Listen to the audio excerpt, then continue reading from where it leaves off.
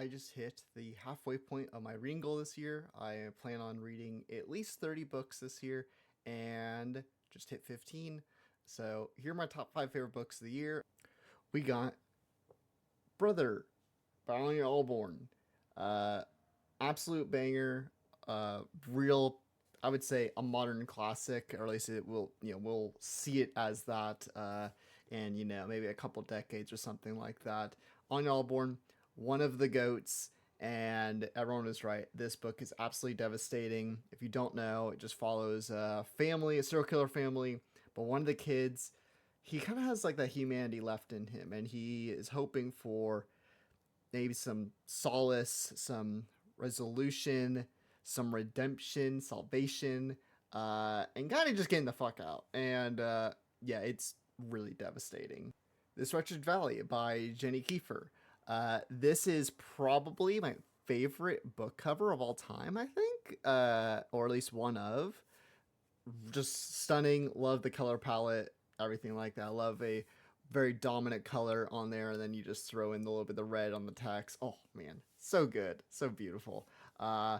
This is quite scary. I very rarely, like I think I can think of maybe two, three, four books I've ever could call scary, and this kind of is, yeah. I think this is her debut novel. I know she has a new book coming up, or is out, or something like that. But wow, blown away by this. Group of people go find this. They find this big new rock to climb. Basically, two of them are using it for their PhD, so they're there to study and experiment or whatever. And then they have a friend who's like a rock climbing influencer or whatever. And there's another person there to help her with and whatnot. But personal drama ensue. Also, the area, the little valley that they're in, might be a little haunted. So if you want a very fresh paranormal take, there's no punches being pulled on this one. Speaking of good covers and great books, Dead Silence by S.A. Barnes. I have reviews on all these books, but if you saw my review of this one, I was extremely high on this. I don't read nearly enough sci-fi horror, and so it's nice going up in space and getting some spookiness in there. Great characters, definitely a classic trope. Actually, this Wretched Valley does the same thing, where the opening kind of tells you what happens in the end a little bit, so you kind of are like, okay, some bad things happen, and I'm getting a glimpse of what those bad things were, but then we're going to go back in time and retell the story and stuff like that. And it kind of bounces a little bit between the present and the past. Really fresh take on a space horror, and I need to read more S.A. Barnes because, man, this crew, they just stumble upon a luxury cruise ship, except, we're in space. So, and they went missing like 20 years ago, and they go on board because they're like, we can get some money out of this, maybe we should. And things go horrifically wrong, and yeah, this book is nuts. The Troop by Nick Cutter. Come on, how can you not love this book? Is very popular, especially on TikTok and Instagram, for a reason, because, oh man, Nick Cutter does not fuck around. This book is gross, it's devastating, it's brutal. There's some animal cruelty in there. It has it all. It has it all. Great characters, everything. This Boy Scout troop go to an island that's just a couple miles off the coast of their little town, like 3 miles or so. So they're not far from home with their scoutmaster. And some guy comes on in their camp.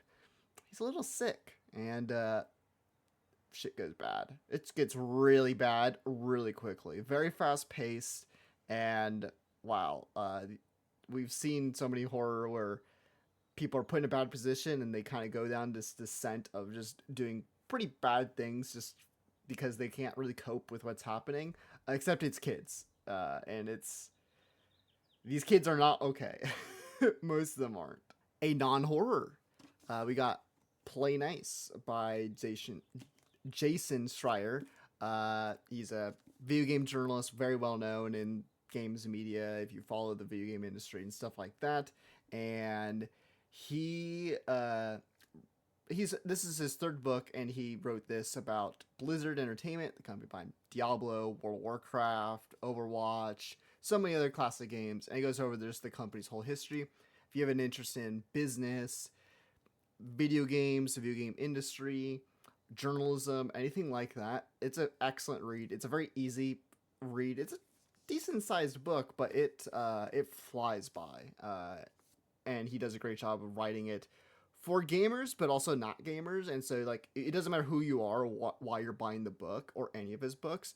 You can come in and understand the business stuff if you just understand video games but don't understand the business stuff, or the other way around, or if you just don't understand anything at all that he talks about in any of his work, especially this, it's still very accessible. So I can't recommend it that enough if you want some nonfiction. Change up your horror reading. So yeah, tell me what's your reading goal. Are you there? Are you almost there? What are some of your favorite reads? All that jazz. You can watch these on Instagram, TikTok, and YouTube. Check out my Substack. I post every Sunday to talk about books, movies, writing, all that stuff. And you can also check out my book, The Huntress and the Trickster. It is available now, and hopefully by the end of this year, late this year, I'll be getting my second book out. It's in the hands of the publisher, so publication pipelines can be a little slow, but hopefully by the end of this year, you will all have my next book, my creature feature, my first horror novel in your hands.